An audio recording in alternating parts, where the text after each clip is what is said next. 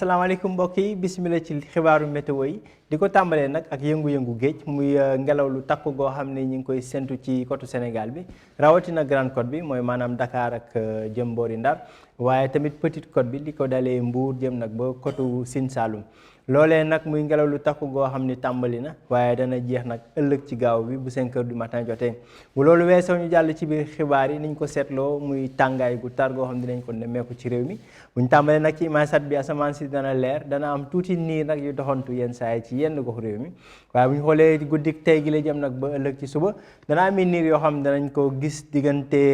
bëj Saalum ak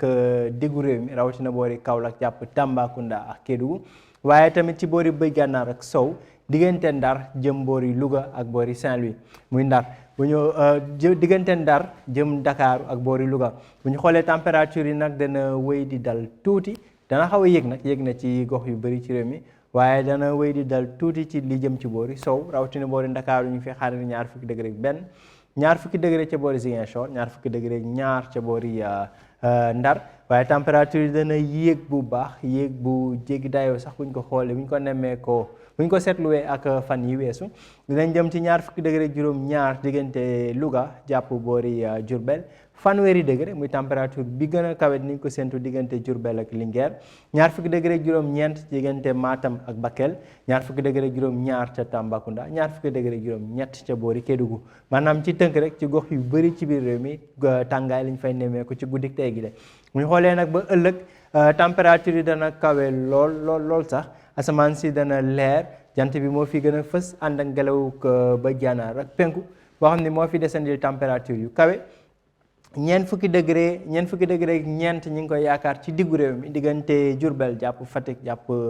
boori Kaffrine muy température yu kawe lool sax ñeent fukki degré ak ñeent ba léegi tamit ci boori Tambacounda ñeent fukki degré ak juróom ba juróom benn ñi ngi koy séntu diggante Linguère jàpp boori Matam ak boori Bakel mooy maanaam bëj gànnaar ak penku muy température yu kawe lool tàngaay gu tar goo xam ne dinañ ko nemmeeku ci goxu réew mi yëpp ci gaaw bi la fudul nag fi nga xam ne mooy Dakar foofee température bi dana wéy di dal 20 degré juróom-ñaar ca boori Dakar fanweeri degré juróom-ñaar mbokk yi nag ci tënk rek ci xibaar yi ñu jot a joxe li nga xam ne moo koy misaal nag mooy carte bi nga xam ne ñoom moom lañ leen waajaloon tey carte bi nag moom mooy joxe ay xibaar jëm ci wàllu tàngaay bi bu ñu xoolee nag tàngaay bi dana tar lool rawatina nag fi nga xam ne moom la ñuy def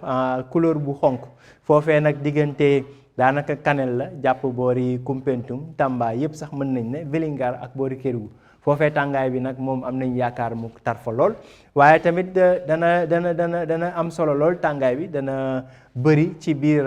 dëkk bi rawatina diggu dëkk bi jàpp boori Kolda jëm nag ba boori Matam ak Linguère lii nag day wane rek tàngaay gi nga xam ne ñu ngi koy dund